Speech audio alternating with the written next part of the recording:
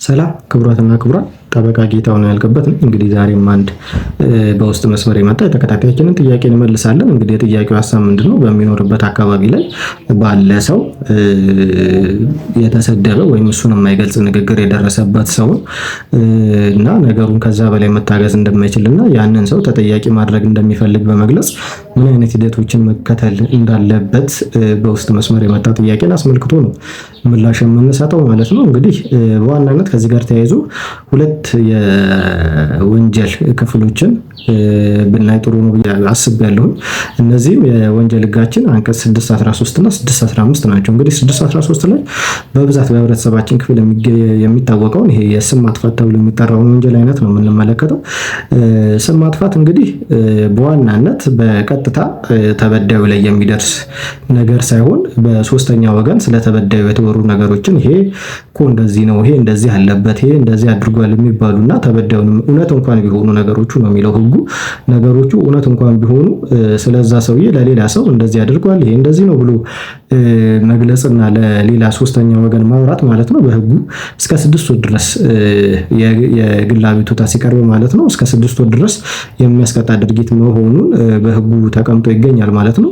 በዚሁ ጋር ተያይዞ ደግሞ ይሄኛው ራሱ ነገሩ ማለት ነው እውነት ያልሆነና በሐሰት እና በቸልተኝነት ተደምሮ ማለት ነው የዚህን ሰው ስም በሌላ ሶስተኛ ወገኖች ዘንድ ይሄ ሰውዬ እንደዚህ አድርጓል ያላደረገውን ወይም ያልዋለበትንና ያልሆነበትን ነገር እንደዚህ ያሉ ስም ማጥፋቱ ደግሞ እስከ 1 ዓመት ድረስ ይደርሳል የቅጣቱ አይነት ማለት ነው። በዚህ መንገድ ሲሆን ማለት ነው።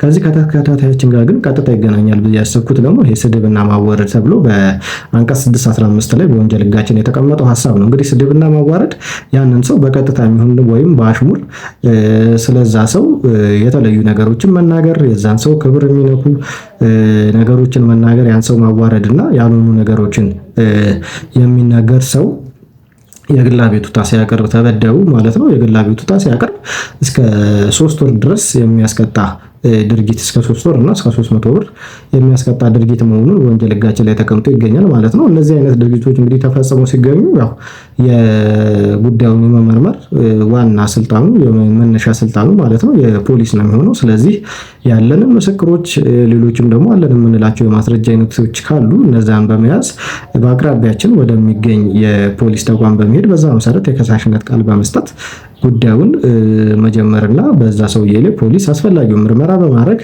ለሚመለከተው ደግሞ የፍትህ ጽሕፈት ቤት ለአቃቤ ሕግ ጉዳዩን አስተላልፎ በዛ መሰረት ድርጊት ፈጻሚውን የሚያስቀጡ ድርጊቶች ናቸው ማለት ነው። ስለዚህ ከዚህ ጋር ተያይዞ እነዚህ የህግ ክፍሎች ብታውቋቸው ብዬ በማሰብ እንግዲህ ይህን ቪዲዮ ሰርቻለሁ ማለት ነው። ጠበቃ ጌታሁን ያልገበት ነበርኩኝ። አመሰግናለሁ።